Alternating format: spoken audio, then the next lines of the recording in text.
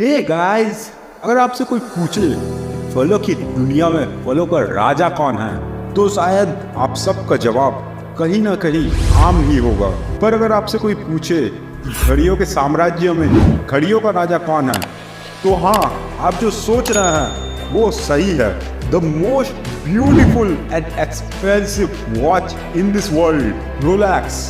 But you know that कि Rolex की शुरुआत कैसे हुआ और इसकी हिस्ट्री क्या है। तो आइए जानते हैं इसके पीछे की पूरी कहानी क्या थी। द फाउंडर ऑफ रोलेक्स, जिसने जीरो से लेके हीरो तक की सफर तय की, उनका नाम हेंस विल्स ड्रॉप। इनका बचपन इतने प्रॉब्लम से भरा हुआ था कि जब ये छोटे थे तब इनके माता पिता इनको बचपन में ही छोड़ के चले गए थे और हेंस बचपन में ही अनाथ हो गए और इन्हें दूर के एक अंकल ने अपने साथ रख लिया। इनके अंकल हेंस की सारी प्रॉपर्टीज बेच के हेंस को जर्मन के एक बोर्ड स्कूल में एडमिशन करवा दिया और वहाँ हेंस को स्विट्जरलैंड से आया हुआ एक लड़के से मुलाकात हुई और कुछ ही दिनों के बाद वो दोनों क्लासरूम में एक साथ ही बैठने लगे।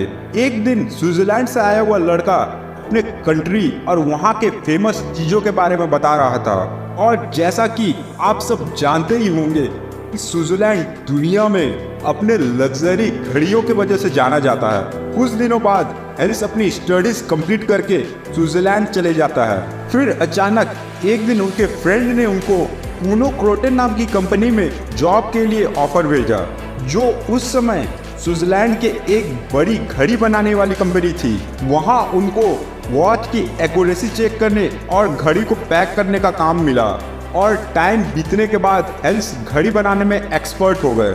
फिर उसी दौरान एक दिन हेंस को लंदन की लग्जरी वॉच मेकिंग कंपनी से ऑफर आया और उनको कंपनी में हायर पोजीशन में काम करने का मौका मिला और सिर्फ 2 साल के अंदर ही हेंस ने कंपनी के शेयर को 70% की ग्रोथ दिला दी और साथ साथ हेंस के दिमाग में एक बिजनेस करने का बेहतरीन आइडिया आया।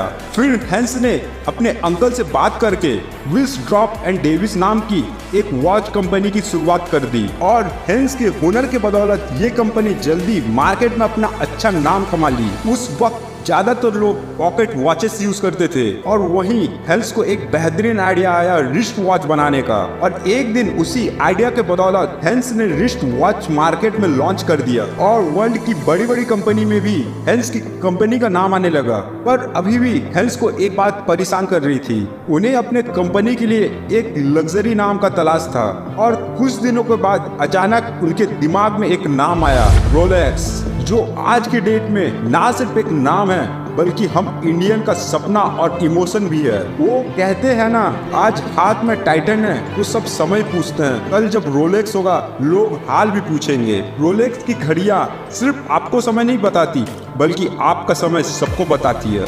मेरे दोस्त, सही समय कभी नहीं आता बल्कि जो समय अभी है वही सही समय है। और रोलेक्स अपने नाम के वजह से फेमस नहीं है बल्कि रोलेक्स अपने आप को साबित करने के लिए कभी इसे समुद्र के गहरे पानी में चेक किया गया तो कभी माउंट एवरेस्ट के ऊंचाइयों में चेक किया गया और इसने हर टाइप के वेदर और सिचुएशन को पार करके घड़ियों के दुनिया में अपना नाम साबित किया। इसी तरह हमारे लाइफ में भी हर तरह के प्रॉब्लम्स आएंगे और हमें अपने जिद और विश्वास के दम पर हर मुश्किल को पार करके सबके सामने साबित करना पड़ेगा। वो कहते हैं ना, दर्द गम डर जो भी है बस तेरे अंदर है, खुद के बनाए हुए पिंजरे से बाहर निकल के देख, तू भी एक सिकंदर है। इसी तरह एक अनाथ बच्चे ने जिसके पास कुछ भी नहीं था अपने पागलपन और कुछ करने के जिद में पूरी घड़ियों के दुनिया को ही बदल के रख दिया और घड़ियों की दुनिया में राज करने लगा। तो दोस्त, आप कमेंट करिए कि क्या आपको रोलेक्स पसंद है और किसी को भी मुझसे पर्सनली बात करना है तो इंस्टा का लिंक डिस्क्रिप्शन में दिया हुआ है। और भाई, चैनल को सब्सक्राइब कर लेना आने वाले केस स्टडीज और मोटिवेशन वीडियो के लिए। जय सिया राम।